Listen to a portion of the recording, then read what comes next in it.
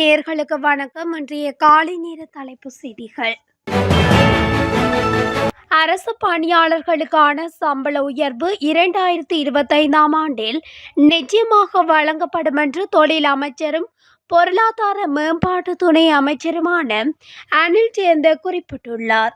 பொதுமக்கள் எதிர்கொள்ளும் பொருளாதார கஷ்டங்களை தணிப்பதில் அரசாங்கத்தின் உறுதிப்பாட்டை சந்திப்பில் வலியுறுத்திய போதே அவர் இதனை குறிப்பிட்டுள்ளார். அத்துடன் மக்களின் கஷ்டங்களை அரசாங்கம் அறிந்திருக்கிறது. எனவே சம்பள உயர்வை நிச்சயமாக எதிர்பார்க்கலாம் என்று அனில் ஜெயந்த குறிப்பிட்டுள்ளார். குடிபோதையில் வாகனம் ஓட்டுபவர்களை கைது செய்வதற்காக 1,50,000 பிரீத்தலைசர் கருவிகள் நாடு முழுவதும் உள்ள அனைத்து காவல் நிலையங்களுக்கும் விநியோகிக்கப்பட்டுள்ளதாக காவல்துறை வட்டாரங்கள் தெரிவித்துள்ளன. பயணிகள் போக்குவரத்து பேருந்துகள் மற்றும் ஏனைய வாகனங்களை பரிசோதிக்கும் நோக்கில் நேற்று நாடு தழுவிய ரீதியில் போக்குவரத்து நடவடிக்கை ஆரம்பிக்கப்பட்டதாக காவல்துறை ஊடக பேச்சாளர் சிரேஷ்ட காவல்துறை அத்தியட்சகர் புத்திக மெனதுங்க தெரிவித்துள்ளார்.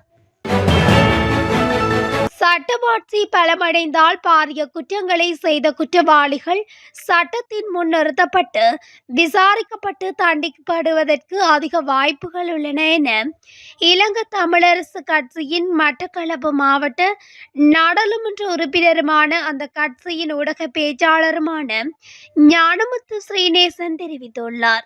இந்த நாட்டில் நடைபெற்ற யுத்த காலத்தின் போது பல தலைவர்கள், புத்தியாளர்கள், கல்வியாளர்கள், ஊடகவியலாளர்கள், போராளிகள், பொதுமக்கள் பலர் கடத்தப்பட்டும் கொல்லப்பட்டும் உள்ளனர்.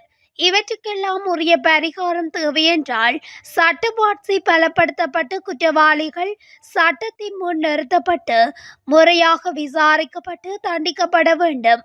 இதன் மூலம் நாட்டின் கௌரவத்தை மீண்டும் கட்டியெழுப்ப முடியும். இதனை ஜனாதிபதியும் தேசிய மக்கள் சக்தியும் செய்தால் வரவேற்பு கிடைக்கும். இல்லையேல் முந்தைய அரசாங்கங்கள் போன்றதாக இந்த அரசாங்கங்களும் அமைந்துவிடும் என அவர் அதில் குறிப்பிட்டுள்ளார். யாழ்ப்பாணம் காங்கேசன்துறை போலீஸ் நிலைய உத்தியோகத்தர் ஒருவர் பெண்ணொருவரை மதுபோதையில் தகாத உறவுக்கு அழைத்தமையினால் அந்த பகுதியில் பரபரப்பு ஏற்பட்டுள்ளது. அதனைத் தொடர்ந்து அப்பகுதியில் உள்ள இளைஞர்களால் குறித்த போலீஸ் உத்தியோகத்தர் நயப்படைக்கப்பட்டு காங்கேசன்துறை போலீசாரிடம் ஒப்படைக்கப்பட்டதாக தெரிவிக்கப்படுகிறது. புதிய அரசியல் அமைப்பை வகுக்கும் போது சுகாதார சேவையை பெறுவதற்கான உரிமையை மக்களின் அடிப்படை உரிமைகளில் ஒன்றாக பிரகடனப்படுத்துவதற்கு திட்டமிட்டுள்ளதாக அரசாங்கம் அறிவித்துள்ளது. அமைச்சரவை முடிவுகளை அறிவிக்கும் செய்தியாளர் சந்திப்பில் கலந்து கொண்டு அமைச்சரவை பேச்சாளரும் சுகாதார அமைச்சருமான நலிந்த ஜெயதிச இதனை தெரிவித்துள்ளார். எனவே சுகாதார சேவைகளை பெறுவதற்கான உரிமையை அடிப்படை உரிமையாக்க வேண்டுமாயின் அதற்கு அவசியமான ஒழுங்குகளை ஏற்படுத்த வேண்டும். தற்போது அரசாங்கம் அதற்கான நடவடிக்கைகளை முன்னெடுத்து வருகிறது என குறிப்பிட்டுள்ளார்.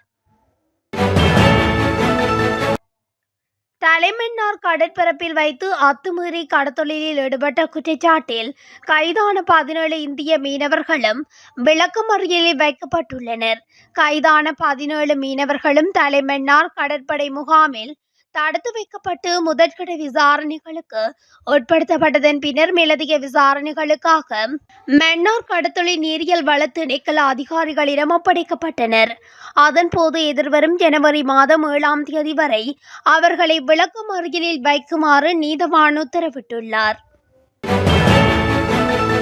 அம்பாறை சம்மாந்துறை காவல்துறை பிரிவில் இடம்பெற்ற திருட்டு சம்பவங்கள் பலவற்றுடன் தொடர்புடையதாக குறிப்பிடப்படும் சந்தேக நபரை அடையாளம் காண உதவுமாறு பொதுமக்களை சம்மாந்துறை காவல்துறையினர் கேட்டுக்கொண்டுள்ளனர்.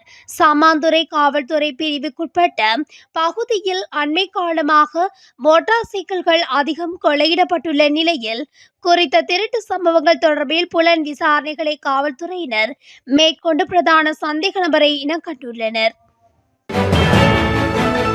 உலகெங்கும் வாழும் கிறிஸ்தவ மக்களால் இயேசுபால பிறந்த தினமான நத்தார் தினம் இன்று வெகு விமர்சையாக கொண்டாடப்பட்டு வருகின்றது. அந்த வகையில் புனித நத்தார் தினத்தை முன்னிட்டு கொழும்பு கொச்சிக்கடை புனித அந்தோணியார் திருத்தலம் தோரணங்களால் அலங்கரிக்கப்பட்டு காணப்படுகின்றது. நேற்றிரவு கிறிஸ்தவ தேவாலயங்களில் ஆராதனைகளும் இடம்பெற்றது. அதேபோல இலங்கையில் அமைந்துள்ள தேவாலயங்களுக்கு பாதுகாப்பும் பலப்படுத்தப்பட்டுள்ளது.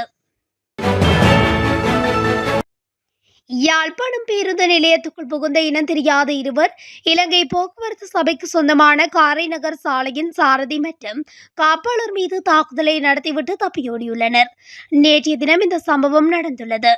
மேலும் தெரிய வருவதாவது, யாழ் பேருந்து நிலையத்துக்குள் இனம் தெரியாத இருவர் ஹெல்மெட், கத்தரிக்கோல் மற்றும் சோடா போத்தல்களுடன் வந்துள்ளனர். இதன்போது காரைநகர் சாரதிக்கு அவரது தலையில் சோடா போத்தலால் தாக்குதல் நடத்தியுள்ளனர்.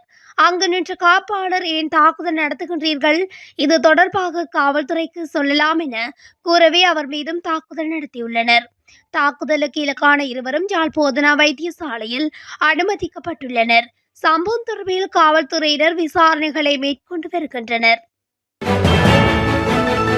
பாடசாலை ஆசிரியர்கள் தமது மாணவர்களுக்கு தனியார் பயிற்சி வகுப்புகளை நடத்துவதை தடை செய்து மேல்மாகாண கல்வி வலய அமைச்சினால் வெளியிடப்பட்ட சுற்றறிக்கையையும் கல்வி அமைச்சினால் வெளியிடப்பட்ட கடிதமும் திரும்ப பெறப்பட்டுள்ளதாக பிரதி தொழில் அமைச்சர் மகிந்த ஜெயசிங்க தெரிவித்துள்ளார். ஊடகங்களுக்கு கருத்து தெரிவித்த அவர், இந்த விடயத்தில் சில அதிகாரிகள் வேண்டுமென்றே அரசாங்கத்திற்கு சிரமத்தை ஏற்படுத்தும் நோக்கத்தில் இந்த விடயத்தை கையாண்டுள்ளதாக குற்றம் சுமத்தியுள்ளார். வேலனை பங்காளவடி பிரதேச வைத்தியசாலையின் மருத்துவ சேவை செயற்பாடுகள் ஆளணி பற்றாக்குறையால் குறைக்கப்பட்டு பகுதியளவில் இழுத்து மூடப்படும் நிலைக்கு வந்துள்ளதாக தெரிய வருகின்றது. தீவக பிரதேசத்தின் இரண்டாவது பிரதான வைத்தியசாலையாகவும் தீவகத்தின் மையப்பகுதியில் அமைந்துள்ளதுமான குறித்த வைத்தியசாலை கடந்த நல்லாட்சி காலத்தில் அன்றைய சுகாதார அமைச்சராக இருந்த ராஜித சேனாரத்னவினால் பீத்தரத்துக்கு அவசரமாக தரம் உயர்த்தப்பட்டது. ஆனாலும் குறித்த தரத்துக்கு ஏற்ப ஆளணி வழங்கலை நிவர்த்திக்கும் எந்தவிதமான பொறிமுறையையும் குறித்த அமைச்சர் ஏற்படுத்தவில்லை.